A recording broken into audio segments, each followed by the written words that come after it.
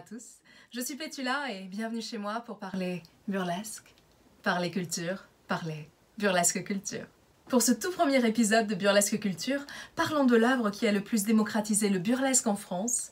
Je parle du 4e film de Mathieu Amalric, Tournez, tournez! Vous avez peut-être vu ce film lors de sa sortie en 2010, ou pas. Eh oui, car bien que salué par la critique et la profession, le film a quand même eu 7 nominations au César et a surtout reçu le Grand Prix de la critique internationale et le prix de la mise en scène à Cannes. Ce film à petit budget n'a fait qu'un peu plus de 500 000 entrées en salle. Alors attention, 500 000 entrées en salle, c'est très bien quand tu es un film à petit budget. Et c'est énorme quand tu es un show burlesque. Malheureusement pour le film Tournez, 2010 a été une très grande année pour le cinéma français, avec notamment la sortie de Camping 2, qui a fait 4 millions d'entrées. Si tu fais partie des 4 millions de personnes qui ont préféré aller voir Camping 2 en 2010, ce n'est pas grave, je ne t'en veux pas. Par contre, je vais tout faire pour te donner envie de débourser les 99 centimes pour voir Tourner en VOD maintenant. Vous faites les tarifs de groupe. What is the new burlesque? It's women doing shows for women. The man doesn't control it anymore. We make our own numbers and we express ourselves as women. À part la mienne. I put a spell on you. If Le Havre loves you, France is gonna love you.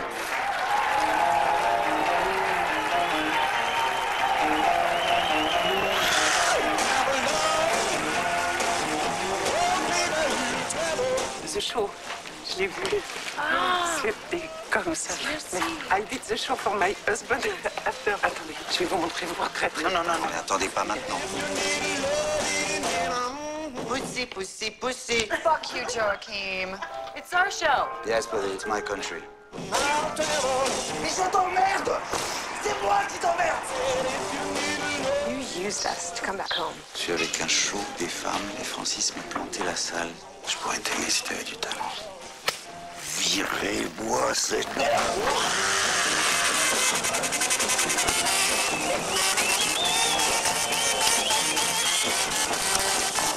Girls, it's cold outside.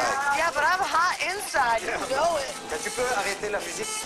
Les filles, vous m'entendez? So we have to keep on going. I love you.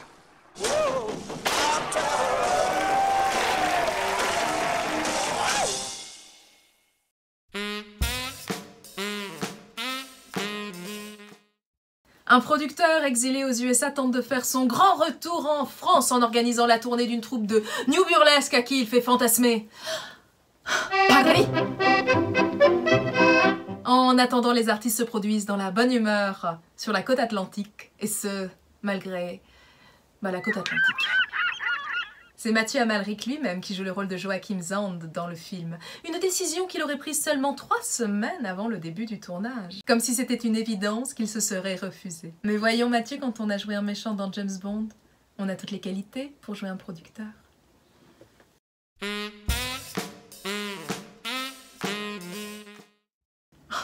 Mais pour l'authenticité, voyons, Amalric s'est inspiré du livre L'envers du musical de Colette, dans lequel elle raconte la vie de la troupe avec laquelle elle parcourt la France.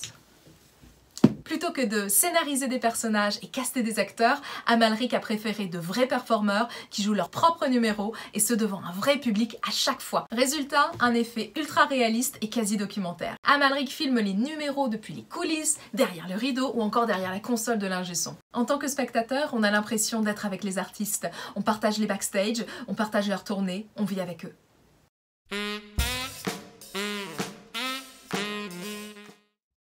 Pour la tournée en elle-même, voyons. Ce road movie à la française est fascinant. La troupe voyage en TER, elle dort à l'hôtel Mercure. Les plumes et les costumes voyagent en fourgonnette. On s'arrête dans des stations-service perdues sur l'autoroute, mais également dans des bars tabac, perdus, mais à la campagne cette fois. Certains critiques voyaient un côté glauque à ces hôtels impersonnels et à ces voyages en 2e classe. Mais quand tu es une effeuilleuse et que tu as l'habitude de voyager en Flixbus, en Ouibus, voire en Blablacar, et que tu as déjà dormi à 2 ou 3 effeuilleuses dans un salon, une tournée de la Charente-Maritime en TER, ça fait rêver.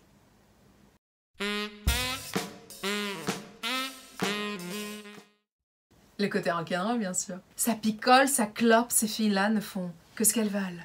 En 2020, en France, on appelle ça l'empouvoirment. Ou si tu as une oreille plus musicale que l'Académie française, l'empowerment. Et oui, les effeuilleuses sont des femmes rebelles. Elles refusent d'obéir au régisseur qui leur demande d'aller se coucher. Elles transforment les hommes en éjaculateurs précoces.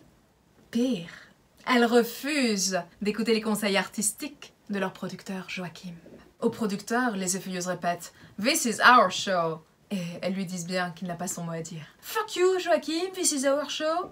Il les critique, elles s'en battent les gamètes. Elles répondent que c'est comme ça qu'elles voient leur personnage. Il les trouve moches, elles lui répondent qu'elles seront toujours le miroir de quelqu'un. Ah, ce producteur. Ce personnage est tellement petit par rapport à elle. Regardez l'affiche.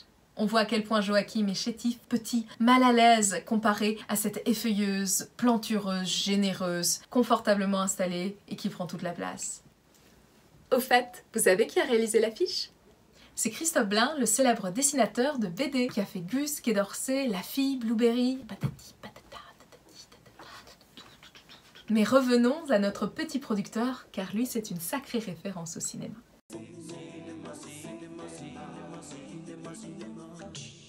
Oui, ce petit producteur, il a l'air de rien comme ça, il a même des airs grotesques. Il pique les bonbons, les boîtes d'allumettes et les morceaux de sucre dans les hôtels et les cafés. Il oublie la date de naissance de ses mômes. Il se fait insulter, rosser. Il est tout le contraire des performeurs qui sont eux dans la générosité, au sens propre comme au figuré, et qui se font acclamer par le public.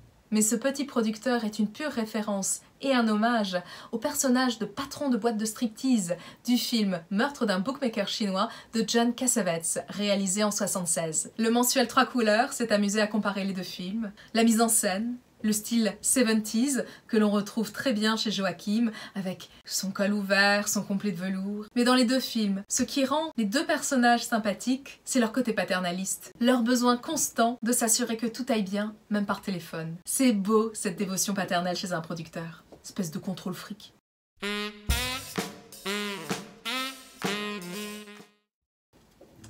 Je sors toujours mon mouchoir à ce moment précis du film. Regardez. I have something for you. Yes, I forgot to give you yesterday night. Vous avez vu? Le producteur, il les paye le lendemain de la prestation. Ça, c'est fort.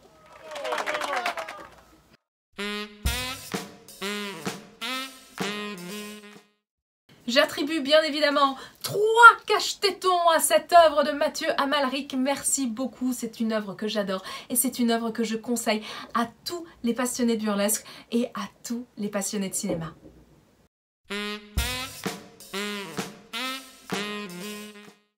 Sous cette vidéo sur YouTube, retrouvez les liens du film tourné, du film Meurtre d'un bookmaker chinois, de la BO du film tourné, même si je n'ai pas eu le temps d'en parler, un numéro pour chaque artiste du film, la liste des BD de Christophe Blain et enfin un lien vers une interview de Mathieu Amalric parce qu'il parle tellement bien des feuillages.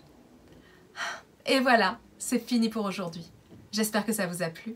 Je suis Pétula Goldfever et je vous invite à vous abonner au hashtag Burlesque Culture. N'oubliez pas de taguer vos amis et d'inviter tous ceux que vous connaissez qui aiment le burlesque, mais qui n'y connaissent rien. À bientôt!